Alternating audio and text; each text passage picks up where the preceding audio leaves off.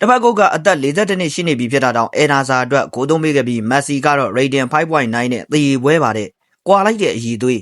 အားလုံးမင်္ဂလာပါစူပါဖူဘောအေဒီမှာတင်ဆက်ပေးနေပါတယ်မက်ဆီရဲ့ပရိသတ်တွေကမက်ဆီကိုအကောင်းဆုံးကစားသမားပါလို့ပြောနေပေမဲ့ကျွန်တော်ကတော့မက်ဆီကိုစီရိုနယ်ဒိုလောက်မကောင်းတဲ့ကစားသမားလို့မြင်မိတာအဟန်ဆောင်လို့ကိုမရတာပါ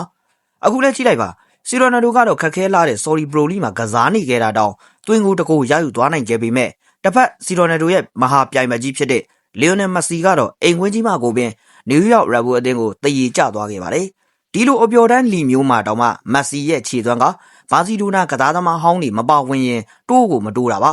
မနစ်ကမက်ဆီရွှေမနှန်းစုရတာတွေမေဂျာလိစူလာတွေရရှိတာတွေကမက်ဆီကြောင့်မဟုတ်ပါဘူးမက်ဆီကိုထောက်ပံ့ပေးနေတဲ့ဘူစကွတ်နဲ့ဂျွန်နီအယ်ဘာဒိုလိုကစားသမားတွေကြောင့်ရရှိသွားခဲ့တာပါ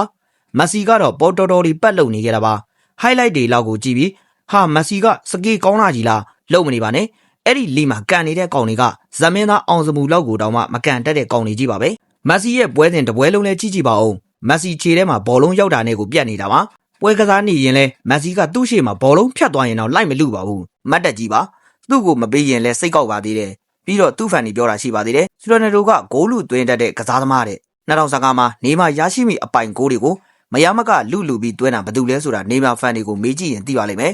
ဒီအချင်းရတွေကြောင့်နေမှာကမက်ဆီရဲ့စိတ်ဓာတ်ကိုမကြိုက်လို့ PSG အသင်းကိုပြောင်းရွှေ့ကစားခဲ့တာပါ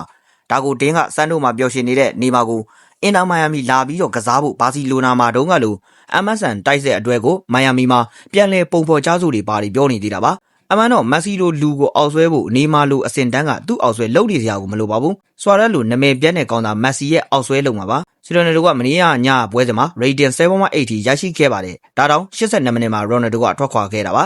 မက်ဆီကတော့တပွဲလုံးကစားခဲ့ပြီး rating 5.9 ဆိုတော့ဘယ်သူကအကောင်းဆုံးကစားသမားဖြစ်တယ်ဆိုတာထမင်းစားတဲ့လူတွေဆိုရင်သိကြမှာလည်းဖြစ်ပါတယ်